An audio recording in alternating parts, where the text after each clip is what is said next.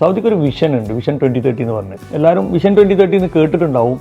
അതെന്താണെന്ന് ശരിക്കും അറിയാത്തതാണ് പലരുടെയും പ്രശ്നം. കിട്ടാവുന്നിടത്തോളം സർട്ടിഫിക്കറ്റുകൾ സംഘടിപ്പിച്ച് വരിക, നേരത്തെ വന്ന മാതിരി കയ്യും വീശി വന്നാൽ ഇനി സൗദിയിൽ ജോലിയില്ല. അതൊരു പ്ലംബർ, ഇലക്ട്രീഷ്യൻ ആയിക്കോട്ടെ, അയാൾക്ക് ആ പണി അറിയാം എന്നുള്ള സർട്ടിഫിക്കറ്റ് ഉണ്ടെങ്കിലേ ഇനി അയാൾക്ക് അവിടെ ജോലി സാധ്യതയുള്ളൂ. മറ്റ് പല രാജ്യങ്ങളിൽ നിന്നും വന്ന് തുടങ്ങിയ പുതിയ കമ്പനികൾക്ക് വർക്ക് കിട്ടുന്നുണ്ടെങ്കിൽ ഇവർക്ക് എന്തുകൊണ്ട് കിട്ടുന്നില്ല? ഇവർ അപ്ഡേറ്റഡ് അല്ലാത്തതുകൊണ്ടാ. അവർക്കൊരു സോഷ്യൽ മീഡിയ പ്ലാറ്റ്ഫോമോ അല്ലെങ്കിൽ മറ്റൊരു മാർഗം അല്ല, അതൊക്കെ കുട്ടികൾക്കുള്ള സാധനമാണെന്ന് പറഞ്ഞ് തള്ളിക്കളയുന്ന ആൾക്കാരെ നാളെ പണിയില്ലാതെ റോഡിൽ ഇരിക്കുന്നത് നമ്മൾ കാണേണ്ടി വരും. ജനുവരി മുതൽ ഫാമിലി വിസയിലുള്ള എല്ലാവർക്കും ആ വിസയിൽ നിന്നുകൊണ്ട് തന്നെ മറ്റ് സ്ഥാപനങ്ങളിൽ ജോലി ചെയ്യാൻ പറ്റും. നിങ്ങളൊരു ന്യൂ ഇന്നോവേറ്റീവ് ഐഡിയ ആയിട്ട് വരികയാണെന്നുണ്ടെങ്കിൽ നിങ്ങൾക്ക് ഗവൺമെന്റ് ലെവലിലുള്ള ഏജൻസി, ഗവൺമെന്റ് അപ്രൂവ് ഏജൻസികളിൽ നിന്ന് ലോണ് കിട്ടും. ട്രേഡിങ്ങിൽ ചെറുകിട ട്രേഡിംഗ് ഫോറിനേഴ്സിന് കൊടുക്കാൻ ഗവൺമെന്റ് ആഗ്രഹിക്കുന്നില്ല. നമസ്കാരം. നമ്മുടെ രാജ്യത്ത് തൊഴിലില്ലായ്മ 2025 ജൂലൈയിലെ കണക്ക് പ്രകാരം 5% മുകളിലാണ്. ഇനി കേരളത്തിലേക്ക് വന്നു കഴിഞ്ഞാൽ 19-നും 25-നും ഇടയിൽ പ്രായമുള്ളവരുടെ തൊഴിലില്ലായ്മ 20% മുകളിലാണ്. ഇങ്ങനെയൊക്കെ കണക്കുകൾ പറയുമ്പോഴും പുതിയ അവസരങ്ങളെ കുറിച്ച് നമ്മൾ ചിന്തിക്കാറുണ്ടോ? ഇനി മിഡിൽ ഈസ്റ്റിൽ ഒരു തൊഴിൽ അല്ലെങ്കിൽ ഒരു നിക്ഷേപ സാഹചര്യത്തെ കുറിച്ച് ചിന്തിക്കുമ്പോൾ പെട്ടെന്ന് നമ്മുടെ മനസ്സിലേക്ക് വരുന്നത് UAE, ബഹ്റൈൻ, കുവൈത്ത്, ഖത്തർ ഒക്കെയാണ്. But why not Saudi? Saudi ധാരാളം അവസരങ്ങളും തൊഴിലവസരങ്ങളും നിക്ഷേപ അവസരങ്ങളും തുറന്നു നൽകുന്നുണ്ട്. അതിനെക്കുറിച്ചൊക്കെ സംസാരിക്കാനായി നമ്മോടൊപ്പം എന്നുള്ളത് വ്യവസായിയും അറബ് കൺസൾട്ട് ഹൗസ് പ്രതിനിധിയുമായ നജീബ് മുസ്ലിയാരകത്താണ്. Sir, welcome. Thank you. അപ്പോൾ ആദ്യമേ തന്നെ നമ്മൾ കൃത്യമായി വാർത്തകൾ ഫോളോ ചെയ്യുകയും കൃത്യമായി ബിസിനസ് ഫോളോ ചെയ്യുകയും ഒക്കെ ചെയ്യുന്നവർക്ക് ഒരു കാര്യം മനസ്സിലാകും, സൗദി പഴയ സൗദി അല്ല. അപ്പോൾ സൗദിയെക്കുറിച്ചൊക്കെ നമ്മുടെ മനസ്സിൽ ഒരു ചെറിയ ധാരണയുണ്ട്, ശരീഅത്ത് നിയമങ്ങൾ, കടുകട്ടിയായ ലൈസൻസ് കാര്യങ്ങളൊക്കെ. പക്ഷെ ഇതിനൊക്കെ മുമ്പ് തന്നെ ഇപ്പോൾ ഒരുപാട് പരിഷ്കാരം, പുതിയ സൗദി ആകുന്നതിന് മുമ്പ് തന്നെ ഈ സാജിയ ലൈസൻസ് ഒക്കെ ഒരുപാട് പേർക്ക് കൊടുത്തിട്ടുണ്ട്, ഒരുപാട് പേരെ തൊഴിൽ അവസരങ്ങൾ കാണിച്ചു കൊടുത്തിട്ടുണ്ട്. സൗദിയിൽ വന്ന മാറ്റങ്ങൾ അതെനിക്ക് തോന്നുന്നു പെട്ടെന്ന് വന്ന മാറ്റങ്ങളാണെന്ന് നമുക്ക് തോന്നും. എന്തൊക്കെ മാറ്റങ്ങളാണ് വന്നത്? സൗദി എങ്ങനെ പുതിയ സൗദി ആകുന്നു? ആദ്യം നിങ്ങൾ പറഞ്ഞ ഇതിൽ നിന്ന് തുടങ്ങാം. ഈ ശരീഅത്ത് നിയമം എന്നൊക്കെ പറഞ്ഞ ആളുകൾ കുറെ പേടിച്ചിരുന്നൊരു കാലം ഉണ്ടായിരുന്നു. It was there. പക്ഷെ ഇന്നത്തെ സൗദി അതല്ല. ഇന്ന് ഒരുപാട് ഫ്രണ്ട്ലി ആയിട്ടുള്ളതും ഒരുപാട് എൻവയറമെന്റിലും എല്ലാ രീതിയിലും ഒരു ജോലി എടുക്കുന്ന ആളുകൾക്കും ബിസിനസ് സൗദിയിൽ മറ്റ് GCC കൺട്രികളെക്കാളും പല കൺട്രികളെക്കാളും ബിസിനസ് ചെയ്യാൻ വളരെ നല്ല ഗ്രൗണ്ടാണ് സൗദി. അത് പല രീതിയിലും ഈ ലൈസൻസിങ് പ്രൊസീജിയർ ഭയങ്കരമായിട്ട് ഈസി ആക്കിയിട്ടുണ്ട്. അതേപോലെ തന്നെ ജോലി ചെയ്യുന്ന ആളുകൾക്കും സ്ത്രീകൾക്ക് ഏതൊരു മേഖലയിലും ഇന്ന് ജോലി ചെയ്യാം. നേരത്തെ പല ആളുകളും നമ്മുടെ അടുത്ത് ചോദിക്കാറുണ്ട്, എനിക്ക് ഇങ്ങനെ ജോലി ആവശ്യമുണ്ട്, സ്ത്രീകൾക്ക് ഈ ഒരു പൊസിഷനിൽ ജോലി ചെയ്യാൻ പറ്റുമോ? നേരത്തെ ഒരു 10 കൊല്ലം മുന്നേ അതിന് റെസ്ട്രിക്ഷൻസ് ഉണ്ടായിരുന്നു. സെപ്പറേറ്റ് ഓഫീസ് വേണം, സെപ്പറേറ്റ് ക്യാബിൻ വേണം, അങ്ങനെ പല റെസ്ട്രിക്ഷൻസ് ഉണ്ടായിരുന്നു. ഇന്ന് സ്ത്രീകൾക്ക് വളരെ സേഫ് ആൻഡ് സെക്യൂർ ആയിട്ട് ജോലി ചെയ്യാവുന്ന ഒരിടമാണ് സൗദി. ഇപ്പോൾ ദുബായിലും ബഹ്റൈനിലും മറ്റ് GCC കൺട്രികളിൽ വർക്ക് ചെയ്യുന്ന പോലെ സ്ത്രീകൾ സൗദിയിൽ അത്രത്തോളം വർക്ക് ചെയ്യാൻ വരുന്നില്ല. അപ്പോൾ ഞാൻ തന്നെ പലപ്പോഴും പല വേദികളിലും പറയുന്നൊരു കാര്യം കൂടാണ്, സ്ത്രീകൾക്ക് മെയിൽ ഓർ ഫീമെയിൽ എന്നുള്ള കോളത്തിൽ ടിക്ക് ചെയ്യുന്നത് മാത്രമേ മാറ്റുള്ളൂ. ഒരുപാട് ജോലി സാധ്യതകളുണ്ട്. അതേപോലെ തന്നെ ആണുങ്ങൾക്കും അതുപോലെ ബിസിനസ് തുടങ്ങുന്ന ആളുകൾക്ക് നേരത്തെ ഉണ്ടായിരുന്ന ഒരു കൺഫ്യൂഷൻ എന്ന് പറഞ്ഞു കഴിഞ്ഞാൽ, ഒരു ബിസിനസ് തുടങ്ങാൻ ഒരുപാട് കോംപ്ലിക്കേഷൻസ് ഉണ്ട്, ഡോക്യുമെൻറ്റേഷൻ ഭയങ്കര കൂടുതലാണ്, ചെലവ് ഭയങ്കര കൂടുതലാണ്. ഇറ്റ് വാസ് അങ്ങനെ ആയിരുന്നു നേരത്തെ. ഇന്ന് അതല്ല സിറ്റുവേഷൻ. ഇന്ന് ഏതൊരു മേഖലയിലേക്കും സൗദിയിൽ ബിസിനസ് തുടങ്ങുന്ന ആളുകൾക്ക് വളരെ ഈസി ആയിട്ട് കടന്നു വരാം. സൗദിക്ക് ഒരു വിഷൻ ഉണ്ട്, വിഷൻ 2030 എന്ന് പറഞ്ഞ് എല്ലാവരും വിഷൻ 2030 എന്ന് കേട്ടിട്ടുണ്ടാവും. അതെന്താണെന്ന് ശരിക്കും അറിയാത്തതാണ് പലരുടെയും പ്രശ്നം. ഗവൺമെൻറ് ഒരിക്കലും ഫോറിനേഴ്സിൻ്റെ അടുത്ത് അവിടുന്ന് പോകാനല്ല പറയുന്നത്. ഫോറിനേഴ്സിൻ്റെ അടുത്ത് നിങ്ങൾ പണി നിർത്തി പോകണമെന്ന് ഒരിക്കലും പറഞ്ഞിട്ടില്ല. കൂടുതൽ ഫോറിനേഴ്സിന് ഓപ്പർച്യൂണിറ്റി കിട്ടുകയാണ് ചെയ്യുന്നത്. സൗദി ഗവൺമെൻറ് പറയുന്നത് നിങ്ങൾ എന്ത് ബിസിനസ് ചെയ്യുകയാണെങ്കിലും പ്രോപ്പറായിട്ട് ചെയ്യൂ, ഈ രാജ്യത്തെ നിയമങ്ങൾ പാലിച്ചുകൊണ്ട് ചെയ്യൂ. നേരത്തെ നമുക്ക് കഫാല സിസ്റ്റം ഉണ്ടായിരുന്നു അവിടെ. അപ്പോൾ ഒരു സ്പോൺസറുടെ അണ്ടറിലായിരുന്നു പലരും ബിസിനസ് ചെയ്തുകൊണ്ടിരുന്നത്. അപ്പോൾ ആ സ്പോൺസറായിരിക്കും 100% ഓണർ. സത്യത്തിൽ ഈ നിയമം 25 കൊല്ലമായിട്ട് സൗദിയിലുണ്ട്. ഞാൻ സൗദിയിൽ 100% എൻ്റെ പേരിൽ ബിസിനസ് തുടങ്ങിയിട്ട് 20 കൊല്ലം കഴിഞ്ഞു. അപ്പോൾ അതിൻ്റെ 5 കൊല്ലം മുമ്പ് ഈ നിയമമുണ്ട്. ഇത് ആളുകൾക്ക് അവയർനെസ് ഉണ്ടായിരുന്നില്ല. പിന്നെ ഈ സ്പോൺസറുടെ പേരിൽ ചെയ്യുന്നത് ഈസി ആയിരുന്നു. ഈ 2 കാര്യങ്ങൾ കൊണ്ടാണ് സൗദിയിൽ അങ്ങനെ ഒരു സിസ്റ്റം വന്നത്. അപ്പം നമ്മളൊരു ഈ സ്പോൺസർ പറ്റിച്ചു പോയി, ഇത്തരം ന്യൂസുകൾ നമ്മൾ ഡെയിലി കേട്ടുകൊണ്ടിരുന്ന സാധനങ്ങളാണ്. ഞാനൊരു കച്ചവടം തുടങ്ങി റെഡിയായ ഒരു ബിസിനസ് സെറ്റായി വന്ന സമയത്ത് സ്പോൺസർ എന്നെ പറ്റിച്ചു, അയാൾ ഞാൻ ഇത്രയും കാലം എടുത്ത എഫേർട്ടിൻ്റെ പൈസ എല്ലാം അയാൾ കൊണ്ടുപോയി. അതിന് കാരണക്കാരനാരാ? നമ്മൾ തന്നെയാണ്. നമുക്ക് അയാളുടെ പേരിൽ ചെയ്യേണ്ട ആവശ്യമില്ല.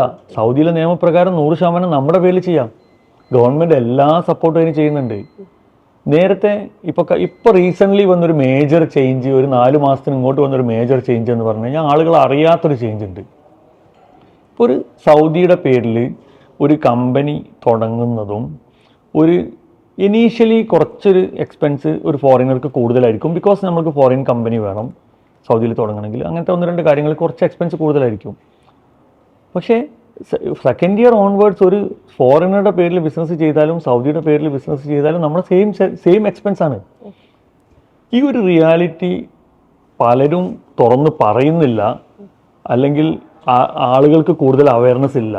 അത് എന്തുകൊണ്ടാണ് അറിയുന്ന ആളുകൾ അറിയാത്ത ആളുകൾക്ക് പറഞ്ഞു കൊടുക്കാത്തതെന്ന് എനിക്ക് മനസ്സിലാവുന്നില്ല. കാരണം നേരത്തെ ഒരു 62,000 റിയാല് ഗവൺമെൻറ് ഫീ ഉണ്ടായിരുന്നു കമ്പനികൾക്ക്, ഇപ്പോൾ അതും എടുത്തു കളഞ്ഞു.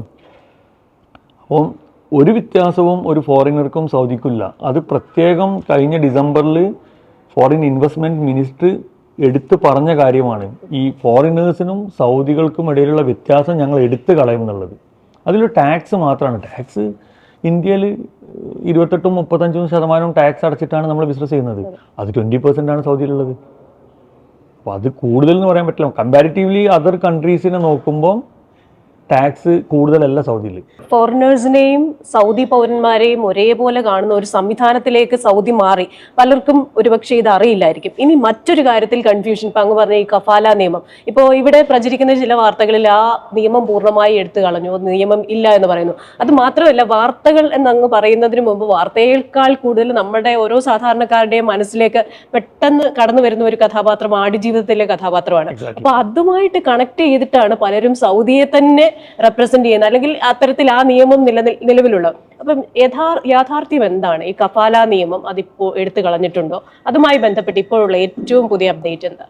ആക്ച്വലി അത് വളരെ സങ്കടകരമായ ഒരു കാര്യം എന്ന് പറഞ്ഞു കഴിഞ്ഞാൽ, ഈ മെയിൻ സ്ട്രീം ന്യൂസ് പേപ്പേഴ്സ് വരെ ഇതിനെക്കുറിച്ച് ഒരു ലോജിക്കില്ലാത്ത ന്യൂസ് കൊടുത്തതായിട്ടില്ല കഴിഞ്ഞ 2-3 ആഴ്ചയിൽ കാണാൻ പറ്റി. അത് എവിടുന്ന് പൊങ്ങി വന്നതാണോ എന്തോ അറിയില്ല. ഒരു 5 കൊല്ലം മുന്നേ ശരിക്കും ഗവൺമെൻറ് ഈ സ്പോൺസർഷിപ്പ് നിയമത്തിൽ കാര്യമായിട്ട് മാറ്റം വരുത്തിയിട്ടുണ്ട്. ശരിക്കും സൗദിയിൽ ഇപ്പോൾ ഒരു സ്പോൺസർഷിപ്പ് നിയമമല്ല ഉള്ളത്. ഒരു സ്പോൺസർ നിങ്ങൾക്ക് ഇപ്പോൾ ആളുകൾ പറയുന്നത്, ഇപ്പോൾ ഒരു ഫോറിൻ വ്യക്തി ഒരു ബിസിനസ് ചെയ്യുകയാണെങ്കിൽ അയാൾക്കൊരു സ്പോൺസർ ഇല്ല. ഈ ബിസിനസ് ഓണറാണ് നിങ്ങളുടെ റീ എൻട്രി പെർമിറ്റ് അല്ലെങ്കിൽ പുറത്ത് പോയിട്ട് വരാനുള്ള എക്സിറ്റ് എൻട്രി പെർമിറ്റ് എല്ലാം തരേണ്ടതും നിങ്ങളുടെ വിസ റിന്യൂ ചെയ്യേണ്ടതും. ബിസിനസ് ഓണറും എംപ്ലോയിയും തമ്മിലുള്ള ബന്ധം എന്ന് പറയുന്നത് ഒരു എംപ്ലോയ്മെൻറ്റ് കോൺട്രാക്റ്റാണ്. ആ സ്പോൺസർ എന്നുള്ള വേർഡ്, ആ കഫീൽ എന്നുള്ള വേർഡ് മാറ്റിയിട്ട് അതിനെ എംപ്ലോയർ എംപ്ലോയി എന്നുള്ള ഇതിലേക്ക് മാറ്റി. ആ കഫാല നിയമം എന്ന് പറഞ്ഞ സാധനം 100% എടുത്ത് കളഞ്ഞിട്ടില്ല. പക്ഷേ ഈ ബിസിനസ് ഓണർ ഇപ്പം എൻ്റെ കമ്പനിയിലാണെങ്കിൽ ഞാനാണ് അവരുടെ സ്പോൺസർ, സൗദി അല്ല. അതെല്ലാ രാജ്യത്തും അങ്ങനെയാണ്. ഇപ്പോൾ യുഎയിലാണെങ്കിൽ യുഎയിൽ ആരാണോ ബിസിനസ് സ്പോൺസർ ഇയാളുടെ സ്പോൺസറാണ്. ഈ വ്യക്തിയും ഈ കമ്പനിയും തമ്മിൽ ഒരു എഗ്രിമെൻ്റ് ഉണ്ടാക്കുന്നുണ്ട്, ഒരു കിവ എന്ന് പറഞ്ഞൊരു പോർട്ടലിൽ. ഈ പോർട്ടലിൽ 1 year agreement or 2 year agreement എന്നാണ് ഉണ്ടാക്കുന്നത് ഉണ്ടെങ്കിൽ ആ എഗ്രിമെൻറ്റ് പീരീഡിൽ നിങ്ങൾക്ക് പിരിഞ്ഞു പോകണം എന്നുണ്ടെങ്കിൽ, അല്ലെങ്കിൽ കമ്പനിക്ക് നിങ്ങളെ പിരിച്ചു വിടണം എന്നുണ്ടെങ്കിൽ അതിന് നോട്ടീസ് പീരീഡ് ഉണ്ട്. അത് എല്ലാ രാജ്യത്തുള്ളതാണ്, അത് ഇന്ത്യയിലും ഉണ്ട്. ആ ഒരു കാര്യം മാത്രമാണ് നിലവിലുള്ളത്. അല്ല നേരത്തെ പറഞ്ഞ പോലെ ഈ പാസ്പോർട്ട് വാങ്ങി വെക്കാൻ പാടില്ല എന്നാണ് പുതിയ നിയമം. ഇപ്പം ഞങ്ങളെ കമ്പനിയിൽ ആരും പാസ്പോർട്ട് വാങ്ങി വെക്കാറില്ല. പക്ഷേ ഇയാൾക്ക് ട്രാവൽ ചെയ്യണമെന്നുണ്ടെങ്കിൽ ഈ owner exit re entry permit തരണം. ഇഫ് അയാൾ ഒരു കോൺട്രാക്റ്റിൻ്റെ അണ്ടറിലാണെന്നുണ്ടെങ്കിൽ. നിങ്ങൾ ഈ കോൺട്രാക്ട് പീരീഡ് കഴിഞ്ഞാലോ നിങ്ങളെ ID അഥവാ ഇക്കാമ എക്സ്പയർ ആയാലോ നിങ്ങൾക്ക് ഈ എക്സിസ്റ്റിംഗ് സ്പോൺസറുടെ സമ്മതമില്ലാതെ മറ്റൊരു കമ്പനിയിലേക്ക് മാറാം. അപ്പോൾ നിങ്ങൾക്ക് ഇപ്പോൾ നിങ്ങളെ ഈ ID സ്പോൺസർ റിന്യൂ ചെയ്യുന്നില്ല, അല്ലെങ്കിൽ നിങ്ങൾ ആ എഗ്രിമെൻറ്റ് ഫിനിഷ് ചെയ്തു, നിങ്ങൾക്ക് ഗവൺമെൻറ്റിൽ ഡയറക്റ്റ് നിങ്ങൾക്കൊരു എക്സിറ്റിന് റിക്വസ്റ്റ് ചെയ്യാം ഇങ്ങനൊരു സിറ്റുവേഷൻ ഉണ്ടെങ്കിൽ, നോർമൽ കേസിലല്ല. അപ്പോൾ ഇതിൽ കാര്യമായ കാതലായ മാറ്റങ്ങൾ വന്നിട്ടുണ്ട്. കാരണം സൗദിയും ഈ WTO പോലെയുള്ള വേൾഡ് ബിസിനസ് ട്രേഡ് ഓർഗനൈസേഷനിലെല്ലാം മെമ്പറാണ്.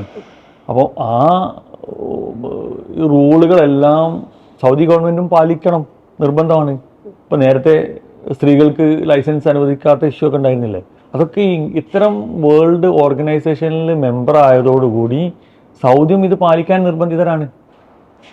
കാതലായ മാറ്റം തന്നെ വന്നിട്ടുണ്ടായില്ലേ? പക്ഷേ 100% കഫാല സിസ്റ്റം എന്ന് പറഞ്ഞത് എടുത്തു കളഞ്ഞിട്ടൊന്നുമില്ല. ഈ ന്യൂസിൽ വരുന്ന കാര്യങ്ങൾ ആനമയിലൊട്ടകം എന്ന് പറഞ്ഞ സാധനങ്ങളൊക്കെ തെറ്റാണ്.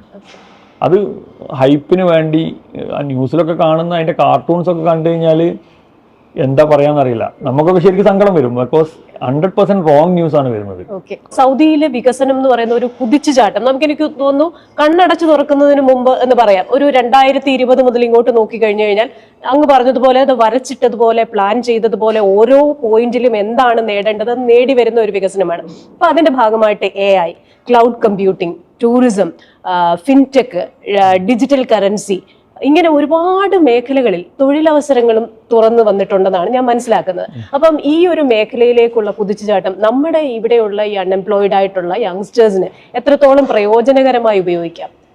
ശരിക്ക് അത് ഈ എംപ്ലോയ്മെന്റ് അല്ലെങ്കിൽ ഒരു ജോലിക്ക് വരുന്ന ആളുകൾ ആദ്യം പഠിക്കേണ്ടത് ഇന്നത്തെ ഈ സൗദി ഏത് ദിശയിലേക്കാണ് പോകുന്നത്. സൗദിക്ക് വ്യക്തമായൊരു വിഷൻ ഉണ്ട്.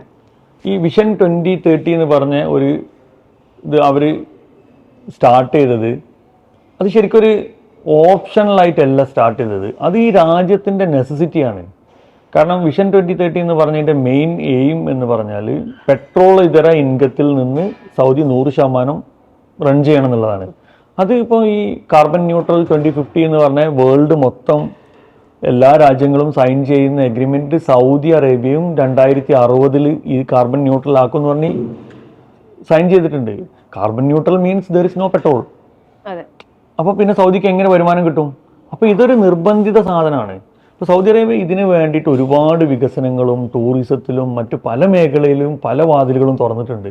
ഈ ഓരോ ഏരിയയിലും പുതിയ കൺസെഷനും പുതിയ വികസനവും വരുന്നതോടുകൂടി ഒരു പുതിയ പ്രൊജക്റ്റ് വരുമ്പം ആയിരക്കണക്കിന് ജോബ് ഓപ്പർച്യൂണിറ്റീസാണ് വരുന്നത്. ഇപ്പോൾ സൗദി കംപ്ലീറ്റ് എല്ലാ എംപ്ലോയ്മെൻറ്റ് മേഖലകളും, അതൊരു പ്ലംബർ, ഇലക്ട്രീഷ്യൻ ആയിക്കോട്ടെ, അയാൾക്ക് ആ പണി അറിയാം എന്നുള്ള സർട്ടിഫിക്കറ്റ് ഉണ്ടെങ്കിലേ ഇനി അയാൾക്ക് അവിടെ ജോലി സാധ്യതയുള്ളൂ. ആ രീതിയിലേക്ക് മാറ്റി ഓരോന്നിനും കൗൺസിലുകൾ കൊണ്ടുവന്നു. ഈ എംപ്ലോയീസ് എല്ലാം ഈ എഞ്ചിനീയറിംഗ് കൗൺസിലിൽ രജിസ്റ്റർ ചെയ്യണം എന്നുള്ള റൂൾ കൊണ്ടുവന്നു. ഇപ്പോൾ ഒരു ഹെൽപ്പർ ഒരു ഷെഫിനാണെങ്കിൽ അല്ലെങ്കിൽ ഒരു പ്ലംബർ ആണെങ്കിൽ ഇയാൾക്ക് പ്ലംബിങ് അറിയാമെന്നുള്ള സർട്ടിഫിക്കറ്റ് വേണം. അപ്പം നമ്മളാളുകൾ ഇപ്പോൾ ഡിഗ്രി കഴിഞ്ഞ ആളുകളും പല കോഴ്സ് കഴിഞ്ഞ ആളുകളുണ്ട്. പക്ഷേ ഇവരൊന്നും ഒരു സർട്ടിഫിക്കറ്റിനെ കുറിച്ച് അത്ര ബോധവാന്മാരല്ല എന്നാണ് എനിക്ക് തോന്നുന്നത്. പക്ഷേ ഈ ഇപ്പോൾ ജസ്റ്റ് കോഴ്സ് കഴിഞ്ഞ് വരുന്ന പിള്ളേർ കുറേ കൂടെ ബോധവാന്മാരാണ്. ഇതിൻ്റെ ഇടയ്ക്ക് പെട്ടുപോയ കുറച്ച് ആളുകളുണ്ട്. ഇപ്പോൾ ജെൻസി ഇതെല്ലാം ആയിട്ടാണ് വരുന്നത്. അതിൻ്റെ തൊട്ട മേലുള്ള കാറ്റഗറി ഇല്ലേ, അവരാണ് ശരിക്കും സർട്ടിഫിക്കേഷൻ വളരെ സൗദിയിലുള്ള ജോലി സാധ്യതകൾക്ക് വരുന്നതോടൊപ്പം തന്നെ നിങ്ങൾ മാക്സിമം സർട്ടിഫൈഡ് കിട്ടാവുന്നിടത്തോളം സർട്ടിഫിക്കറ്റുകൾ സംഘടിപ്പിച്ച് വരിക. നേരത്തെ വന്ന മാതിരി കയ്യും വീശി വന്നാൽ ഇനി സൗദിയിൽ ജോലിയില്ല. പണി അറിയാവുന്ന ആളുകൾക്ക് ഒരുപാട് മേഖലയിൽ ഓപ്പർച്യൂണിറ്റി ഉണ്ട്. അപ്പം അതും വ്യക്തമാണ്. ഈ പറയുന്നത് പോലെ നിങ്ങൾ സർട്ടിഫിക്കേഷന് സൗദി ഇപ്പോൾ പ്രാധാന്യം കൊടുക്കുന്നുണ്ട്. അപ്പോൾ ഒരു സർട്ടിഫിക്കറ്റുമായി പോവുക എന്നത് മാത്രമല്ല, സർട്ടിഫിക്കേഷനും വേണം. നിങ്ങൾക്ക് ബിരിയാണി വെക്കാം എന്ന സർട്ടിഫിക്കേഷൻ ഉണ്ടെങ്കിൽ ബിരിയാണി വെക്കാൻ അറിയുകയും വേണം. അപ്പോൾ നന്നായി ബിരിയാണി വെക്കുന്ന അതിൽ സർട്ടിഫിക്കേഷനുമുള്ള വ്യക്തികൾക്ക് ഒരു പ്രയോറിറ്റി ഉണ്ട് എന്ന് പറയുന്നു. അതുപോലെ തന്നെ നിർമ്മാണ പ്രവർത്തനങ്ങൾ, കൺസ്ട്രക്ഷൻ നോക്കിക്കഴിഞ്ഞാൽ അതിദ്രുതമാണ് ഈ നിർമ്മാണ പ്രവർത്തനങ്ങൾ പുരോഗമിക്കുന്നത്. പ്രത്യേകിച്ച് ഫിഫ വേൾഡ് കപ്പ്, അതുമായി ബന്ധപ്പെട്ട സ്റ്റേഡിയം നിർമ്മാണം, പിന്നെ ഈ പറയുന്ന പോലെ നിയോം എന്ന് പറയുന്ന കൺസ്ട്രക്ഷൻ. അപ്പോൾ അതിൽ നിന്നൊക്കെയുള്ള വീഡിയോസ് നമ്മൾ കാണുമ്പോൾ നമ്മൾ തന്നെ അതിശയിക്കുകയാണ്. ഇതൊരു കണക്ടിവിറ്റിയെ എത്രത്തോളം മുന്നോട്ട് നയിക്കും, അതുപോലെ തന്നെ എത്രത്തോളം തൊഴിലവസരങ്ങൾ ഇവിടെയൊക്കെ സൃഷ്ടിക്കപ്പെടാം നിർമ്മാണ മേഖലയിൽ തന്നെ. ഇപ്പൊ നിർമ്മാണ മേഖലയിൽ തന്നെ തൊഴിൽ തേടുന്നവർ പലപ്പോഴും മറ്റു രാജ്യങ്ങളിലേക്കായിരിക്കും കൂടുതൽ അവരുടെ അറ്റൻഷൻ പോകുന്നത്. പക്ഷെ ഇത്രയധികം നിർമ്മാണം നടക്കുന്ന മിഡിൽ ഈസ്റ്റ് രാജ്യങ്ങൾ എനിക്ക് തോന്നുന്നു കുറവായിരിക്കും എന്ന് തോന്നുന്നു. അപ്പൊ ഈ നിർമ്മാണങ്ങളൊക്കെ ഏത് തരത്തിൽ നമ്മുടെ നിക്ഷേപത്തെയും മലയാളികളുടെ നിക്ഷേപത്തെയും മലയാളിയുടെ തൊഴിലവസരത്തെയും ഒക്കെ സപ്പോർട്ട് ചെയ്യും? ഈ നിർമ്മാണ മേഖലയെക്കുറിച്ച് പറയുകയാണെങ്കിൽ ഇപ്പം ഞാൻ കഴിഞ്ഞ ആഴ്ച ഉണ്ടായ ഒരു സംഭവം പറയും. ലാസ്റ്റ് 10 days ബാക്ക് ജിദ്ദ റീജിയണിൽ പുതുതായിട്ട് എക്സ്പാൻഡ് ചെയ്യുന്ന ഒരു ഏരിയ ഉണ്ട്. ആ ജിദ്ദ ടവറെല്ലാം വരുന്ന ഭാഗത്തേക്ക് അവിടെ ഒരു 2-3 വില്ല പ്രൊജക്റ്റ് കാണാൻ പോയി. ഒരു പ്രൊജക്റ്റിൽ 8000 വില്ലാസാണ്, 8000 വില്ലകളാണ് ഒരു വില്ല പ്രൊജക്റ്റിൽ. വളരെ ഫാസ്റ്റായിട്ട് പണി നടന്നുകൊണ്ടിരിക്കുക. മറ്റൊരു പ്രൊജക്റ്റിൽ പോയാൽ 2200 വില്ലകളാണ്. ഈ 2200 ആൾ പറഞ്ഞത് നമ്മളൊരു അത്ര നമ്പറൊന്നുള്ളൊരു വില്ല പ്രൊജക്റ്റ് അല്ല എന്നാണ്. അത്രയും വലിയ റെസിഡൻഷ്യൽ പ്രൊജക്റ്റുകളും കമേഴ്സ്യൽ പ്രൊജക്റ്റ്, സ്റ്റേഡിയങ്ങൾ, മറ്റുള്ള കാര്യങ്ങൾ എല്ലാ രീതിയിലും പണി നടന്നുകൊണ്ടിരിക്കുന്നുണ്ട്. ഈ പണിയൊക്കെ നടക്കണമെങ്കിൽ എംപ്ലോയ്മെന്റ് വേണ്ടേ? തീർച്ചയായിട്ടും വേണം. ഇതിലൊക്കെ ഈ മെയിൻ കോൺട്രാക്ട് അല്ലെങ്കിലും ഇവരുടെ സബ് കോൺട്രാക്ട് എടുക്കാൻ പറ്റിയ കോൺട്രാക്ടേഴ്സ് വേണ്ടേ? അതിനൊക്കെ കമ്പനികൾ വേണ്ടേ? ആളുകൾ പലപ്പോഴും പറയുന്നത് കേട്ടിട്ടുണ്ട് കഴിഞ്ഞൊരു വർഷങ്ങളൊക്കെ ആയിട്ട് സൗദി ഇപ്പം കുറച്ച് ബാക്കോട്ടാണെന്ന് തോന്നുന്നു, ഒന്ന് ഉഷാറായി വന്നിരുന്നു. അതിൻ്റെ ഒരു റീസൺ എന്ന് പറഞ്ഞു കഴിഞ്ഞാൽ ഈ വ്യക്തികളാണ് ബാക്കോട്ട്. അവർ അപ്ഗ്രേഡ് ചെയ്തിട്ടില്ല, അവർ ഡിജിറ്റലി അപ്ഡേറ്റഡ് അല്ല. ഒരു വെബ്സൈറ്റ് പോലും ഇല്ലാത്ത കമ്പനികളുണ്ട് 10-20 കൊല്ലമായിട്ട് സൗദിയിലുള്ള കമ്പനികൾ. അവരാണ് പറയുന്നത് ഇപ്പം കുറച്ച് മോശമാണെന്ന് തോന്നുന്നു. കാരണം അവരറിയുന്നില്ല ലോകത്ത് എന്താ സംഭവിക്കുന്നതെന്നുള്ളത്. മറ്റ് പല രാജ്യങ്ങളിൽ നിന്നും വന്ന് തുടങ്ങിയ പുതിയ കമ്പനികൾക്ക് വർക്ക് കിട്ടുന്നുണ്ടെങ്കിൽ ഇവർക്ക് എന്തുകൊണ്ട് കിട്ടുന്നില്ല? ഇവർ അപ്ഡേറ്റഡ് അല്ലാത്തതുകൊണ്ടാണ്. ഇവർ സർട്ടിഫിക്കേഷനൊന്നും ചെയ്യുന്നില്ല. ഒരു ISO സർട്ടിഫിക്കറ്റ് ഇല്ലാത്ത, ഇപ്പം പല കമ്പനിയിലും നമ്മൾ ഗവൺമെൻറ്, സെമി ഗവൺമെൻറ്റിലൊക്കെ കോട്ട് ചെയ്യണമെങ്കിൽ തന്നെ നമ്മളൊരു ISO സർട്ടിഫൈഡ് കമ്പനി ആയിരിക്കണം എന്നൊക്കെ റൂളുണ്ട് പല മേഖലകളിലും. അപ്പോൾ ഇതൊന്നുമില്ലാത്ത ആളുകൾ രാജ്യം മോശമാണെന്ന് പറയാതെ, നമ്മൾ മോശമാണ് സ്വയം തിരിഞ്ഞു നോക്കാതെ, മിററിൽ നോക്കാതെ മറ്റുള്ള ആളെ കുറ്റം പറഞ്ഞിട്ട് കാര്യമില്ലല്ലോ. ഇനി സൗദിയിൽ വിൽക്കാനുള്ളത് എല്ലാ രാജ്യത്തെ പോലെയും തന്നെ പുതിയ തലമുറക്കാണ്. പുതിയ തലമുറ കാണണം എന്നുണ്ടെങ്കിൽ നിങ്ങൾ ഏത് രീതിയിൽ പരസ്യം ചെയ്യണം, ഏത് രീതിയിൽ നിങ്ങളുടെ പ്രൊഡക്റ്റ് അവർക്ക് വിസിബിൾ ആവുന്നുള്ള നൂതന മാർഗങ്ങൾ തേടി പോയേ പറ്റൂ. അത് സോഷ്യൽ മീഡിയ ആണെങ്കിൽ അങ്ങനെ, പുതിയ രീതിയിലുള്ള ചാനൽസ് ആണെങ്കിൽ അങ്ങനെ. പെട്ടെന്ന് എനിക്ക് കമ്പാരിസൺ തോന്നി. ഒരു കാലത്ത് മൊബൈൽ എന്ന് പറഞ്ഞാൽ നമ്മുടെ മനസ്സിലൊക്കെ നോക്കിയ എന്ന് പറയുന്ന കമ്പനി മാത്രമേ ഉള്ളായിരുന്നു. പക്ഷെ നോക്കിയ എന്ന് പറയുന്ന കമ്പനി ആ ഒരു ട്രഡീഷണൽ ഫോണിൽ മാത്രം നിൽക്കുകയും മറ്റു കമ്പനികളുടെ പുതിയ തരത്തിലുള്ള ഫോണുകൾ ദ്രുതവേഗത്തിൽ വരുന്ന ഈ ഒരു ചേഞ്ചിനോട് അഡാപ്റ്റ് ചെയ്യാൻ നോക്കിയ എന്ന് പറയുന്ന കമ്പനിയോട് പലരും ഉപദേശിച്ചെങ്കിലും അന്ന് ആ കമ്പനിയുടെ തലപ്പത്തുള്ളവർ അത് കേട്ടില്ല എന്നും ഈ മൊബൈൽ ഫോൺ സെക്ടറിൽ നിന്ന് തന്നെ പിന്നെ നോക്കിയ പല പരീക്ഷണങ്ങളും നടത്തിയെങ്കിലും വിജയിച്ചില്ല. നമ്മൾ എവിടെ ആ മാറ്റങ്ങൾക്കനുസരിച്ച് ആദ്യം നമുക്ക് ഓടാൻ പറ്റുന്നോ അവിടെയാണ് നമ്മൾ മുന്നിൽ എത്തുന്നത്. തീർച്ചയായിട്ടും അതിന്റെ ഉത്തമ ഉദാഹരണമാണ് നോക്കിയ. അതിനേക്കാളും ട്രാജഡി ആയിരുന്നു കൊഡാക്ക്. കൊഡാക്കിന്റെ കയ്യിൽ ശരിക്കും ഈ ടെക്നോളജി വളരെ നേരത്തെ തന്നെ ഉണ്ടായിരുന്നു. അവരെ ഫിലിം വിറ്റ് പോവില്ല എന്നുള്ള കാരണം കൊണ്ട് അവർ ഡിജിറ്റൽ മാർക്കറ്റിലേക്ക് മാറിയിട്ടില്ല. അതേ സിറ്റുവേഷൻ ആണ് ഇന്ന് സൗദിയിൽ നേരത്തെ ഉണ്ടായിരുന്ന പല ബിസിനസ്സുകാർക്കും. അവർക്ക് ഇപ്പം ബിസിനസ് കിട്ടിക്കൊണ്ടിരിക്കുന്നുണ്ട്. അവർക്കൊരു ഡിജിറ്റലി അപ്ഡേറ്റ് ചെയ്ത് അവർക്കൊരു സോഷ്യൽ മീഡിയ പ്ലാറ്റ്ഫോമോ അല്ലെങ്കിൽ മറ്റൊരു മാർഗം അല്ല, അതൊക്കെ കുട്ടികൾക്കുള്ള സാധനമാണെന്ന് പറഞ്ഞ് തള്ളിക്കളയുന്ന ആൾക്കാരെ നാളെ പണിയില്ലാതെ റോഡിൽ ഇരിക്കുന്നത് നമ്മൾ കാണേണ്ടി വരും. എത്ര വലിയ കമ്പനി ആയാലും ഇന്ന് നമ്മൾക്ക് കിട്ടിക്കൊണ്ടിരിക്കുന്ന കസ്റ്റമർ, നമ്മൾ ഓൾറെഡി നല്ല കസ്റ്റമർ ബാക്ക്ഗ്രൗണ്ട് ഉണ്ട്, ഞങ്ങൾ ഒരിക്കലും താഴോട്ട് പോകില്ല. അങ്ങനെയാണെങ്കിൽ കൊഡാക്ക് നോക്കിയൊക്കെ താഴോട്ട് പോകുമായിരുന്നു. കൊഡാക്ക് US മാർക്കറ്റിലെ 90% മാർക്കറ്റ് ഷെയർ ഓൺ ചെയ്ത ആൾക്കാരായിരുന്നു. വേൾഡ് വൈഡ് ആൻഡ് ഓൾമോസ്റ്റ് നല്ലൊരു ഷെയർ അവരുടെ കയ്യിലായിരുന്നു. അവർ പൂട്ടിപ്പോയില്ലേ, ഫീൽഡ് ഔട്ട് ആയില്ലേ. അപ്പം നമ്മളെ കാര്യം പിന്നെ എവിടെ കിടക്കുന്നത്? നമ്മളെ കാര്യം ഒന്നുമില്ലല്ലോ. അപ്പം നമ്മൾ കാലത്തിനനുസരിച്ച് മാറാൻ തയ്യാറാവാത്ത ആളുകൾ ഏത് നാട്ടിലാണെങ്കിലും, ഇപ്പം നമ്മളെ കേരളത്തിലൊക്കെ കാണുന്ന ഒരു വലിയ പ്രത്യേകത പറഞ്ഞാൽ നല്ലൊരു ശതമാനം ആൾക്കാർ, ഇപ്പം ഞാൻ വരുമ്പോഴും പലപ്പോഴും ശ്രദ്ധിക്കാറുണ്ട്, വളരെ ചെറിയൊരു സ്ഥാപനമാണെങ്കിലും പുതിയ തലമുറ അത് ഏറ്റെടുക്കുന്നതോടുകൂടി അവർ ബോർഡിന്റെ സ്റ്റൈല് മാറ്റി, ഉള്ളിലുള്ള സീറ്റിംഗ് അറേഞ്ച്മെന്റ് ഒക്കെ ഒന്ന് മാറ്റി ഒരു വൈബ് ഉണ്ടാക്കാൻ തന്നെ സാധനമല്ലേ. ഈ രീതിയിൽ ഉള്ളൊരു മാറ്റം നമ്മളെ ആളുകൾ ചെയ്യുന്ന പല ബിസിനസ്സിലും സൗദിയിൽ എത്തുന്നില്ല. അതെത്തിയേ പറ്റൂ. അതിനവർ തയ്യാറാവാത്തോടത്തോളം കാലം അവർ മാർക്കറ്റിൽ നിന്ന് ഔട്ടായി പോകും. പിന്നെ അവർ രാജ്യത്തെ കുറ്റം പറഞ്ഞിട്ടോ അവർ എംപ്ലോയീസിനെ കുറ്റം പറഞ്ഞിട്ടോ കാര്യം ഉണ്ടാവില്ല. അപ്പൊ ആ മാറ്റത്തിന് സൗദി തയ്യാറാണ്. പക്ഷെ ആ മാറ്റങ്ങൾക്കനുസരിച്ച് ആ സൗദിയുടെ ഭരണകൂടം അത്രയും അനുഭാവപൂർണമായ കാര്യങ്ങൾ ചെയ്യുമ്പോൾ അതിനനുസരിച്ച് മാറാൻ നമ്മളും ഫ്ലെക്സിബിൾ ആവണം എന്നുള്ളൊരു പാഠം പഠിക്കണം. മറ്റൊന്ന്, നമ്മൾ ഈ കല്യാണമൊക്കെ ആലോചിക്കുമ്പോൾ സൗദിയിലാണ് പയ്യൻ എന്ന് പറയുമ്പോൾ നമുക്കുള്ള പെട്ടെന്നുള്ള ഒരു നോഷൻ എന്ന് പറയുന്നത് സൗദിയിലാണ്, അപ്പൊ ഫാമിലിയെ കൊണ്ടുപോകാൻ പറ്റില്ല. ഇനിയിപ്പം വൈഫ് അവിടെ ചെന്ന് കഴിഞ്ഞാൽ ഒരു ജോലി കിട്ടാൻ സാധ്യതയില്ല. ഇനി ജോലി കിട്ടിയാൽ തന്നെ അവിടുത്തെ ചില നിയമങ്ങൾ അനുസരിക്കേണ്ടതായിട്ട് വരും. നമ്മൾ ഉദ്ദേശിക്കുന്നത് പോലെ ഒരു സ്വാതന്ത്ര്യം അവർക്ക് അവരുടെ പ്രവർത്തനത്തിലും അല്ലെങ്കിൽ ഉണ്ടാവില്ല എന്നൊരു തോന്നൽ ഒരു വശത്ത്. അത് അപ്പോൾ സ്ത്രീ ശാക്തീകരണത്തിൽ സൗദി ഒരുപാട് മുന്നോട്ട് പോയി എന്ന് ഇപ്പോഴും അറിയാത്ത ആൾക്കാരുണ്ട്. അവർക്ക് വേണ്ടിയിട്ട് പറയാനുള്ള കാര്യങ്ങൾ. മറ്റൊന്ന്, ഞാൻ ഈ അടുത്തിടെ ഒരു യങ്സ്റ്ററോട് പറഞ്ഞു സൗദിയിൽ ജോലി കിട്ടിയെന്ന് പറഞ്ഞപ്പോൾ, അപ്പോൾ എന്നോട് പറയാം ഒരു വൈബില്ലാടോ അവിടെ പോയി കഴിഞ്ഞു കഴിഞ്ഞാൽ, ഒരു എന്റർടൈൻമെന്റിന് സ്കോപ്പ് ഇല്ല എന്ന് പറഞ്ഞു. അപ്പോൾ ഈ ഒരു റോങ് നോഷൻ ഇപ്പോഴും ഉണ്ട്. ഒന്ന്, സ്ത്രീകൾക്ക് ഇപ്പോഴും അവിടെ സ്വാതന്ത്ര്യമില്ല എന്നുള്ള ഒരു സംഭവം. രണ്ട്, ഈ വൈബില്ലായ്മയും ആംബിയൻസ് ഇല്ലായ്മയും എന്റർടൈൻമെന്റ് ഇല്ലായ്മയും ഉണ്ട് എന്നൊരു തോന്നലുമുണ്ട്. എൻ്റെ കാര്യം പറയുകയാണെങ്കിൽ എൻ്റെ കമ്പനിയിൽ മോർ ദാൻ 50% ഈ നമ്മൾ ഈ കമ്പനി രജിസ്ട്രേഷൻ, ഞങ്ങൾ ഫോറിനേഴ്സിന് കമ്പനി രജിസ്റ്റർ ചെയ്ത് കൊടുക്കുന്ന ഒരു സ്ഥാപനമാണ്. ഈ ഒരു സ്ഥാപനത്തിൽ 50%-ലധികം സ്ത്രീകളാണ് എൻ്റെ കമ്പനിയിൽ ജോലി ചെയ്യുന്നത്. അറൗണ്ട് 35-40 പീപ്പിൾ ഉള്ളതിൽ മോർ ദാൻ മെജോറിറ്റി ലേഡീസാണ്. നമ്മൾ പലപ്പോഴും പറയുന്നതാണ്, നിങ്ങൾ പെണ്ണുങ്ങൾ ഗുണ്ടായുസം കാണിക്കരുത് എന്ന് പറയുന്ന രീതിയിൽ നമ്മൾ പലപ്പോഴും പറയുന്നതാണ്. അത് ആ നാട്ടുകാരും ഉണ്ട്, നമ്മുടെ നാട്ടുകാരും ഉണ്ട്. ഇപ്പം നമ്മൾക്ക് ഈ കല്യാണം കഴിഞ്ഞ് വരുന്ന ഫാമിലീസിൽ വരുന്ന സ്ത്രീകൾ നല്ലൊരു ശതമാനം ആളുകളും അവരുടെ CV ഷെയർ ചെയ്ത് തുടങ്ങിയിട്ടുണ്ട്. ഇന്നലെയും മെനിയാന്നൊക്കെ ആയിരിക്കും എനിക്ക് ലോയേഴ്സിൻ്റെ CV വന്നിട്ടുണ്ട്. ഞാൻ ഹൈക്കോടതിയിൽ നാട്ടിൽ പ്രാക്ടീസ് ചെയ്തിരുന്നു. ഇപ്പം ഹസ്ബൻഡ് സൗദിയിലേക്ക് ഷിഫ്റ്റ് ആയതുകൊണ്ട് മാറേണ്ടി വന്നതാണ്. സൗദിയിൽ എന്തെങ്കിലും ഓപ്പർച്യൂണിറ്റി ഉണ്ടോ എന്ന് ചോദിച്ചു. അവർക്കൊക്കെ ഓപ്പർച്യൂണിറ്റി ഉണ്ട്. എല്ലാ മേഖലയിലുള്ള സ്ത്രീകൾക്കും ഓപ്പർച്യൂണിറ്റി ഉണ്ട്. ഫാമിലി വിസ കിട്ടില്ല എന്നൊക്കെയുള്ള വെറും തെറ്റായ ധാരണയാണ്. വിസിറ്റിംഗ് വിസ വളരെ ഈസി ആയിട്ട് കിട്ടുന്നുണ്ട്. ഫാമിലി റെസിഡൻസ് വിസയും കിട്ടുന്നുണ്ട്. റെസിഡൻസ് വിസ കിട്ടാത്ത ആളുകൾ എന്ന് പറഞ്ഞാൽ നേരത്തെ പറഞ്ഞ പോലെ ഒരു സർട്ടിഫിക്കേഷനും ഇല്ലാത്ത ലേബർ ജോലിയിൽ വർക്ക് ചെയ്യുന്ന ആളുകൾക്കാണ്. എന്തെങ്കിലും ഒരു സർട്ടിഫൈഡ് ഉള്ള ആളുകൾക്ക് ഫാമിലി വിസ കിട്ടും. പക്ഷേ ലെവി എന്ന് പറഞ്ഞൊരു സാധനം അവിടെ ഉണ്ട്. അത് കുറച്ച് കോസ്റ്റ്ലി ആണ്. പക്ഷേ ഈ ജോലി ചെയ്യാനുള്ള ഓപ്പർച്യൂണിറ്റി ഉള്ളത് കൊണ്ട് ഈ ലെവി ബോധർ ചെയ്യണ്ട. ആ ജോലി ചെയ്യുന്ന സ്ഥാപന ഉടമ കൊടുത്തോളൂ ലെവി. പ്ലസ് ഇതിലൊരു ഭയങ്കര മാറ്റം ജനുവരി മുതൽ വരാൻ പോകുന്നുണ്ട്.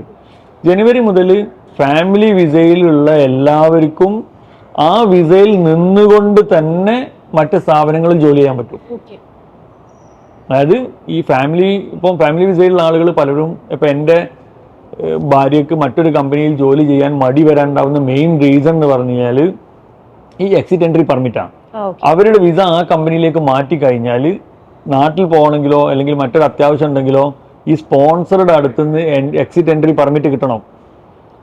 ഇനി ആ നിയമം മാറാൻ പോവാണ് ജനുവരിയിൽ ഫാമിലി വിസയിൽ വരുന്ന ആളുകൾക്ക് ഒഫീഷ്യലി അവർക്കൊരു കമ്പനിയിലേക്ക് ജോയിൻ ചെയ്ത് എഗ്രിമെൻ്റ് ഉണ്ടാക്കാം. ആ എഗ്രിമെൻ്റ് ത്രൂ അവർക്ക് വർക്ക് ചെയ്യാം. അവരുടെ വിസ ട്രാൻസ്ഫർ ചെയ്യാതെ തന്നെ അവർക്ക് വർക്ക് ചെയ്യാൻ പറ്റും. വിസ ഉള്ള ID ഉള്ള ഇക്കാമുള്ള ആർക്കും സ്വന്തം താമസിക്കാൻ അപ്പാർട്ട്മെൻറ്റ് വാങ്ങാം. പക്ഷെ അവർക്ക് റെൻറ്റ് ചെയ്യാൻ കൊടുക്കാൻ പറ്റില്ല. റെൻറ്റ് ചെയ്യാൻ കൊടുക്കണം എന്നുണ്ടെങ്കിൽ നമ്മളൊരു പ്രീമിയം റെസിഡൻസി ഹോൾഡർ ആണോ. അപ്പോൾ പ്രീമിയം റെസിഡൻസി എന്ന് പറഞ്ഞ കാറ്റഗറിയിലേക്ക് വന്നു കഴിഞ്ഞാൽ പിന്നെ നിങ്ങൾക്ക് സ്പോൺസർ ഇല്ല. നിങ്ങൾ തന്നെ എല്ലാ കാര്യങ്ങളും നിങ്ങൾക്ക് ചെയ്യാൻ പറ്റും. അതൊരു ബിസിനസ് ഓണർക്കും ചെയ്യാൻ പറ്റും. പ്രീമിയം റെസിഡൻസിക്ക് മാത്രമല്ല, ഒരു ബിസിനസ് ഓണർക്കും അയാളുടെ എല്ലാ കാര്യങ്ങളും അയാൾ തന്നെയാണ് ചെയ്യുന്നത്. അയാളുടെ എംപ്ലോയീസിൻ്റെതും അയാൾ തന്നെയാണ് ചെയ്യുന്നത്. പ്രീമിയം റെസിഡൻസി ആകുമ്പോൾ നമുക്ക് ലൈഫ് ടൈം വിസയാണ് കിട്ടുന്നത്. ആ ലൈഫ് ടൈം വിസയിൽ നമ്മൾക്കും നമ്മൾ 21 വയസ്സ് വരെയുള്ള മക്കൾക്കും വൈഫിന് ലൈഫ് ടൈമും ഉമ്മക്കും ഫാദർ ആൻഡ് മദറും അതും ലൈഫ് ടൈം കിട്ടും. വെറും വളരെ കുറഞ്ഞ കോസ്റ്റിൽ. പക്ഷേ അതിൻ്റെ ക്രൈറ്റീരിയ കുറച്ച് ഹൈ ആണ്. കുറച്ച് ഇൻവെസ്റ്റ്മെൻറ്റും കാര്യങ്ങളൊക്കെ ഉണ്ട്. ഈ കാറ്റഗറി ആളുകൾക്കാണ് ഇപ്പം നിലവിൽ ഒരു റിയൽ എസ്റ്റേറ്റ് പ്രോപ്പർട്ടി ഓൺ ചെയ്തിട്ട് റെൻറ്റ് ചെയ്യാൻ പറ്റുന്നത്. ഈ നിയമത്തിലും കാര്യമായ മാറ്റം വന്നിട്ടുണ്ട്. അത് ജനുവരി മുതൽ ഏതൊരു വ്യക്തിക്കും സൗദിയിൽ ID ഇപ്പോൾ UAE ആണെങ്കിൽ UAE വിസ ഇല്ലാത്ത ഒരാൾക്കും അവിടെ പ്രോപ്പർട്ടി വാങ്ങാം. ഈ സെയിം റൂള് സൗദിയിലും വരുന്നുണ്ട്. 2 കാര്യത്തിൽ. ഒന്ന്, നിങ്ങൾക്ക് റിയൽ എസ്റ്റേറ്റ് പ്രോപ്പർട്ടി വാങ്ങാം. രണ്ടാമത്, നിങ്ങൾക്ക് സ്റ്റോക്ക് മാർക്കറ്റിൽ ഇൻവെസ്റ്റ് ചെയ്യാം വിത്തൗട്ട് ID. നിങ്ങൾക്ക് ഓൺലൈനിൽ ഒരു ഡിജിറ്റൽ ID കിട്ടും. ആ ഡിജിറ്റൽ ID വെച്ചിട്ട് സൗദിയിൽ ഇൻവെസ്റ്റ് ചെയ്യാം. നിങ്ങൾ വാങ്ങുന്ന പ്രോപ്പർട്ടി നിങ്ങൾക്ക് വേറൊരാൾക്ക് റെൻറ്റ് ചെയ്യാം. അപ്പോൾ ഈ ഒരു മാറ്റം വരുന്നതോടുകൂടി റിയൽ എസ്റ്റേറ്റിൽ നല്ല ബൂം വരും. നമ്മൾ ഈ നിക്ഷേപത്തെ കുറിച്ച് പറയുമ്പോഴേ UAE മാർക്കറ്റ് ചെയ്യുന്ന പലപ്പോഴും നിങ്ങൾക്കൊരു ആശയമുണ്ടോ, ഒരു ഐഡിയ ഉണ്ടെങ്കിൽ നിങ്ങൾ ഫ്ലൈറ്റ് കയറി ഇങ്ങനെ പോകുന്നുള്ളൂ, ആ ആശയത്തെ നമ്മൾ സപ്പോർട്ട് ചെയ്യും. അപ്പോൾ പലർക്കുമുള്ള ഒരു ധാരണ UAE ഒരു ബിസിനസ് തുടങ്ങാൻ ഒരു നല്ല ഐഡിയ ഉണ്ടെങ്കിൽ വളരെ ഈസിയാണ്. അതേസമയം സൗദിയിലാണെങ്കിൽ അങ്ങനെയല്ല, അത് ചെലവേറിയ ഒരു പ്രോസസ്സാണെന്ന്. പ്രത്യേകിച്ച് നമ്മുടെ ഈ സ്റ്റാർട്ടപ്പ് ഐഡിയാസുമായിട്ട് വരുന്ന ഒരുപാട് യുവാക്കളുണ്ട്. അപ്പോൾ ഇവർ വിചാരിക്കുന്നത് ഇവരുടെ ഐഡിയ അത് വാല്യൂ ചെയ്യുകയും അതിനൊരു ഓപ്പർച്യൂണിറ്റി കൊടുക്കുകയും ചെയ്യുന്നത് UAE പോലെയുള്ള രാജ്യങ്ങളാണെന്ന്. സൗദി അതേ മട്ടിൽ നല്ല ആശയങ്ങൾ ഉണ്ടെങ്കിൽ അവരെ സപ്പോർട്ട് ചെയ്യാനായിട്ട് ചെറിയ നിക്ഷേപത്തിലൊക്കെ തുടങ്ങാൻ പറ്റിയ സംരംഭങ്ങൾ തീർച്ചയായിട്ടും ഉണ്ട്. അതിന്റെ ഒരു പടി മേലെ ഉണ്ടെന്ന് വേണം പറയാൻ. സൗദിയിൽ സ്റ്റാർട്ടപ്പ് മിഷൻ ഇന്ത്യയിലൊക്കെ ഉള്ള പോലെ സ്റ്റാർട്ടപ്പ് മിഷൻ ഉണ്ട്. നിങ്ങളൊരു ന്യൂ ഇന്നോവേറ്റീവ് ഐഡിയ ആയിട്ട് വരികയാണെന്നുണ്ടെങ്കിൽ നിങ്ങൾക്ക് ഗവൺമെന്റ് ലെവലിലുള്ള ഗവൺമെന്റ് അപ്രൂവ് ഏജൻസികളിൽ നിന്ന് ലോണ് കിട്ടും. ഈ ഒരു 10 നിങ്ങളുടെ പ്രൊജക്റ്റ് ഒരാളെ കൺവിൻസ് ചെയ്തിട്ട് നിങ്ങൾക്ക് ഗവൺമെൻറ് ഏജൻസിയിൽ നിന്നൊരു 4 ലക്ഷം റിയാലിൻ്റെ ഒരു ലോണ് തരപ്പെടുത്താൻ പറ്റി. നിങ്ങൾക്കൊരു 10 എംപ്ലോയീസിന് വിത്തിൻ 2 ഇയേഴ്സിൽ ജോലിയും കൊടുക്കാൻ പറ്റുന്നുണ്ടെങ്കിൽ നിങ്ങൾക്ക് പ്രീമിയം റെസിഡൻസി വരെ ഓഫർ ചെയ്യുന്നുണ്ട് അവർ. അതായത് ന്യൂ ഇന്നോവേറ്റീവ് ഐഡിയാസിനെ ഗവൺമെന്റ് ഓൾവേസ് വെൽക്കം ചെയ്യുന്നുണ്ട്. അതേപോലെ തന്നെ എന്തൊക്കെ ബിസിനസ്സാണ് ഇനി ഒരു 2030 കഴിഞ്ഞാൽ ഫോറിനേഴ്സിന് അവിടെ ചെയ്യാൻ പറ്റുന്നത് ഗവൺമെന്റ് വ്യക്തമായിട്ട് പറയുന്നുണ്ട്. അത് ആളുകൾക്ക് ധാരണ ഇല്ലാത്തൊരു ഏരിയയാണ്. അതായത് ഇപ്പം പലരും ട്രേഡിംഗ് ബിസിനസ് ചെയ്യുന്നുണ്ട്, ചെറിയ റിയൽ എസ്റ്റേറ്റ് ചെയ്യുന്നുണ്ട്, അതേപോലെ സർവീസസ് മാനുഫാക്ചറിങ് ഒക്കെ ചെയ്യുന്നുണ്ട്. അപ്പോൾ ഗവൺമെന്റ് ഉദ്ദേശിക്കുന്നത് ഈ 2030-35 ആകുമ്പോഴത്തേക്ക് ഫോറിനേഴ്സിന് ഏതൊക്കെ മേഖല തുറന്നു കൊടുക്കും, അത് നേരത്തെ എഴുതി വെച്ച റൂളുണ്ട്. ഈ പറഞ്ഞ പോലെ അതും നേരത്തെ ബുക്കിൽ എഴുതി വെച്ച സാധനമുണ്ട്. അതിൽ വ്യക്തമായിട്ട് പറയുന്നുണ്ട് മാനുഫാക്ചറിങ് ഏരിയ 100% ഫോറിനേഴ്സ്ക്ക് ഓൺ ചെയ്യാം, അവർക്ക് എല്ലാ ഫെസിലിറ്റിയും കൊടുക്കും, സബ്സിഡി കാര്യങ്ങളൊക്കെ കിട്ടുന്നുണ്ട്. അതുപോലെ സർവീസ് മേഖല, ഈ സർവീസ് മേഖല എന്ന് പറയുമ്പോൾ റെസ്റ്റോറൻറ്റ്, കൺസെഷൻ, ഇതൊക്കെ സർവീസ് മേഖലയിൽ പെടുന്ന സാധനമാണ്. ടൂർസ് ആൻഡ് ട്രാവൽസ്, അതേപോലെ ട്രാൻസ്പോർട്ടേഷനൊക്കെ നേരത്തെ കമ്പനി ഫോം ചെയ്യാൻ ഭയങ്കര ബുദ്ധിമുട്ടായിരുന്നു, അത് വളരെ എളുപ്പമാക്കിപ്പോൾ. അതുപോലെ ഹോസ്പിറ്റാലിറ്റി ഫീൽഡ്, ടൂറിസം, മറ്റുള്ള കാര്യങ്ങൾ, അതുപോലെ hospitals and clinic, health care ഫീൽഡിന് ഇപ്പോൾ ലാസ്റ്റ് 2-3 ആഴ്ച മുമ്പ് അതിൻ്റെ നിയമങ്ങളും വളരെ ലഘൂകരിച്ചു. ഈ ഏരിയകളെല്ലാം ഫോറിനേഴ്സ് നിങ്ങൾ 100% ഇൻവെസ്റ്റ്മെൻറ്റിൽ ഫോറിൻ മണി, ഫോറിൻ FDI ഫണ്ടുകൾ സൗദിയിലേക്ക് വരാൻ വേണ്ടി തുറന്നു കൊടുത്ത മേഖലയാണ്. ഇതറിയാതെ നമ്മൾ ഇതല്ലാത്തൊരു സാധനത്തിൻ്റെ പിന്നാലെ പോകുന്ന ബുദ്ധിയല്ലല്ലോ. ഇപ്പം ട്രേഡിങ്ങിൽ ചെറുകിട ട്രേഡിംഗ് ഫോറിനേഴ്സിന് കൊടുക്കാൻ ഗവൺമെൻറ് ആഗ്രഹിക്കുന്നില്ല. റിയൽ എസ്റ്റേറ്റ് മേഖലയിൽ വളരെ ചെറിയ റിയൽ എസ്റ്റേറ്റ് ബിസിനസ് ഫോറിനേഴ്സിന് ചെയ്യാൻ ഗവൺമെൻറ് തുറന്നു കൊടുത്തിട്ടില്ല. അത് ചെയ്യാനും അവരെ ലിസ്റ്റിലില്ല. അപ്പോൾ ഒരു ചെറിയ ട്രേഡിംഗ് ബിസിനസ് ചെയ്യാൻ വരുന്ന ആൾ വരേണ്ട ഒരു ഗ്രൗണ്ട് അല്ല സൗദി. നേരെ മറിച്ച് അയാൾക്ക് വളരെ ചെറുതാണെങ്കിലും സർവീസ് ഓർ മാനുഫാക്ചറിങ് ചെയ്യാം. നമ്മുടെ ഈ അറബ് കൺസൾട്ട് ഹൗസ് എന്തൊക്കെ സേവനങ്ങളാണ് കൊടുക്കുന്നത്? ഒരു ഫോറിനർക്ക് സൗദിയിൽ ഒരു ബിസിനസ് ചെയ്യാൻ താല്പര്യം ഉണ്ടെങ്കിൽ അയാളെ A to Z നമ്മൾ സപ്പോർട്ട് ചെയ്യും. അയാളെ തോട്ട് മുതൽ അയാളെ ഓഫീസ് സെറ്റ് ചെയ്യുന്നവരെയുള്ള എല്ലാ പണിയും നമ്മൾ ചെയ്തു. ഒരു മാനുഫാക്ചറിങ് സെഗ്മെന്റ് ആണെങ്കിൽ അയാളെ ഫാക്ടറി സെറ്റ് ചെയ്യുന്നതിനുള്ള ആ തോട്ട് മുതൽ ഇവിടെ വരെയുള്ള എല്ലാ പണിയും ഞങ്ങൾ ചെയ്തു കൊടുക്കും. A to Z സപ്പോർട്ട് കൊടുക്കും.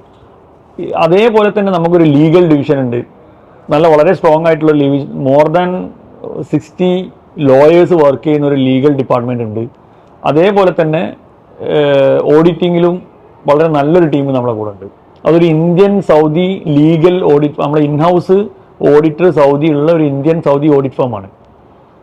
അത് ഈ 3 മേഖല, അത് പ്രോ യൂണിയൻ എന്നാണ് അതിൻ്റെ പേര്, മറ്റേത് ACH അറബ് കൺസൾട്ട് ഹൗസ് എന്നാണ് നമ്മളെ കമ്പനിയുടെ പേര്. ഈ 3 മേഖലയിലും വളരെ നല്ല രീതിയിൽ ചെയ്യുന്നുണ്ട്. അതിൻ്റെ പുറമെ നമ്മൾ മറ്റു പല ബിസിനസ്സും ചെയ്യുന്നുണ്ട്. പക്ഷേ ഇതാണ് ഞങ്ങളൊരു കോർ ഏരിയ, ഈ അറബ് കൺസൾട്ട് ഹൗസ്. അതിൽ ഞങ്ങൾ മെയിൻലി ആളുകളെടുത്ത് പറയുന്ന ഒരു കാര്യം എന്ന് പറഞ്ഞു കഴിഞ്ഞാൽ, നിങ്ങൾ ഞങ്ങളെടുത്തുനിന്ന് സർവീസ് ചെയ്താലും ഇല്ലെങ്കിലും നിങ്ങൾക്ക് സൗദി അറേബ്യയിൽ എങ്ങനെ ബിസിനസ് ചെയ്യാമെന്നുള്ളതിനെ കുറിച്ചൊരു സംശയം ഉണ്ടെങ്കിൽ 100% ഫ്രീ ആയിട്ട് കൺസൾട്ടൻസി തരാൻ ഞങ്ങൾ തയ്യാറാണ്. ഒരു ഫീസും നിങ്ങൾ തരണ്ട. നിങ്ങൾ ഞങ്ങളെ ഓഫീസിൽ നിന്ന് ലൈസൻസ് എടുത്തോളണമെന്ന് നിർബന്ധമല്ല, but do by proper way. അതിനുള്ള കൺസൾട്ടൻസി ഞങ്ങൾ ഫ്രീ ആയിട്ട് കൊടുക്കും. ഞങ്ങൾക്ക് അതിനൊരു സെപ്പറേറ്റ് വിങ് തന്നെ ഉണ്ട്. ഞങ്ങളെ ഇൻറ്റൻഷൻ്റെ കൂടെയുള്ള സാധനമാണ് പകുതി കച്ചവടം പകുതി സർവീസ് എന്നുള്ളത്. അതുകൊണ്ട് അതിന് ഒരു മടിയുമില്ലാതെ, അത് എന്നെ അറിയാവുന്ന ആളുകൾക്ക് അതറിയാം. ഫോണിൽ സേവ് ചെയ്യാത്ത നമ്പറിൽ നിന്ന് വിളിച്ചാലും അരമണിക്കൂറൊക്കെ ഞാൻ സുഖമായിട്ട് സംസാരിക്കും, എനിക്ക് ഒഴിവുണ്ടെങ്കിൽ. ഈ ഒരു കാര്യത്തിൽ ഒരാളെ ഹെൽപ്പ് ചെയ്യാൻ നമുക്ക് പറ്റിയാൽ അതാണ് നമ്മൾ ഉദ്ദേശിക്കുന്നുള്ളൂ. അയാൾ എൻ്റെ അടുത്ത് ഫീസ് അടച്ച് ചെയ്തോളെന്ന് നമ്മൾ ഒരിക്കലും ആഗ്രഹിക്കുന്നില്ല. അതുകൊണ്ട് ഈ രീതിയിലുള്ള ഈ ജോലിയെക്കുറിച്ചാണെങ്കിലും അവരുടെ ബിസിനസ്സിനെ കുറിച്ചാണെങ്കിലും പുതുതായിട്ടൊരു ബിസിനസ് തുടങ്ങാൻ ആഗ്രഹിക്കുന്ന ആളുകൾക്കും നിലവിലുള്ളത് അപ്ഗ്രേഡ് ചെയ്യാൻ ഉദ്ദേശിക്കുന്ന ആളുകൾക്കും വേണ്ട എല്ലാ ഹെൽപ്പിനും തീർച്ചയായിട്ടും 100% ഫ്രീ ആയിട്ട് നമ്മൾ സർവീസ് കൺസൾട്ടൻസി കൊടുക്കുന്നതാണ്. ഞങ്ങൾ ഇന്ന് വെറുതെ പറയുന്നതല്ല, ഞങ്ങളത് 23 years ആയിട്ട് ചെയ്തു വരുന്നൊരു സാധനമാണ്. എന്തായാലും താങ്ക് യു സോ മച്ച്. സൗദിയെ കുറിച്ചുള്ള കുറെ തെറ്റിദ്ധാരണകൾ കുറെ ആൾക്കാരുടെ മനസ്സിലുണ്ടായിരുന്നു. അപ്പൊ ആ തെറ്റിദ്ധാരണകൾക്ക് പ്രാഥമികമായ ഒരു തിരുത്തലാണ് അങ്ങ് കൊടുത്തത്. മാത്രവുമല്ല, ഈ പറയുന്നത് പലരും ഒരു തൊഴിൽ ചെയ്യുമ്പോഴും ഒരു നിക്ഷേപം തേടുമ്പോഴും ഒക്കെ ഒന്നുകിൽ ഈ വെള്ളത്തിൽ വര വരയ്ക്കുക അല്ലെങ്കിൽ ഐസ് കട്ടയ്ക്ക് പെയിന്റ് അടിക്കുക എന്നൊക്കെ പറയുന്നത് പോലെ ആണ് കാര്യങ്ങൾ ചെയ്യുന്നത്. പക്ഷെ അതല്ലാതെ കൃത്യമായി എവിടെ നിക്ഷേപിക്കണം, കൃത്യമായി എങ്ങനെയാണ് തൊഴിൽ അന്വേഷണം നടത്തേണ്ടത്, ഈ കാര്യങ്ങളൊക്കെ അങ്ങ് വളരെ ലളിതമായി പറഞ്ഞു തന്നു. വളരെ നന്ദി. ഇനി പ്രേക്ഷകരോട് പറയാനുള്ളത്, നിങ്ങൾക്ക് സൗദിയിൽ ഒരു തൊഴിലോ അല്ലെങ്കിൽ ഈ പറയുന്നത് പോലെ ഒരു നിക്ഷേപമോ നടത്തണമെങ്കിൽ ഒരുപാട് അവസരങ്ങളുണ്ട്. അതിന്റെ പ്രാഥമികമായ എല്ലാ കാര്യങ്ങളും ഇതിൽ പറഞ്ഞു. ഇനി അതിൽ കൂടുതലായി നിങ്ങൾക്ക് അറിയണമെങ്കിൽ അതുമായി ബന്ധപ്പെട്ട വിവരങ്ങൾ നമ്മൾ ഈ വീഡിയോയുടെ താഴെ ഷെയർ ചെയ്യുന്നതായിരിക്കും. അപ്പോൾ നമ്മൾ എപ്പോഴും പോകുന്ന വഴികളിൽ കൂടെ മാത്രം സഞ്ചരിക്കാതെ ചിലപ്പോഴൊക്കെ നമുക്കൊന്ന് വഴി മാറി സഞ്ചരിച്ചു നോക്കാം. നല്ല മികച്ച ഒരു മേഖലയിലാകും നിങ്ങൾ എത്തുന്നത്. അപ്പോൾ thank you so much sir. Welcome always.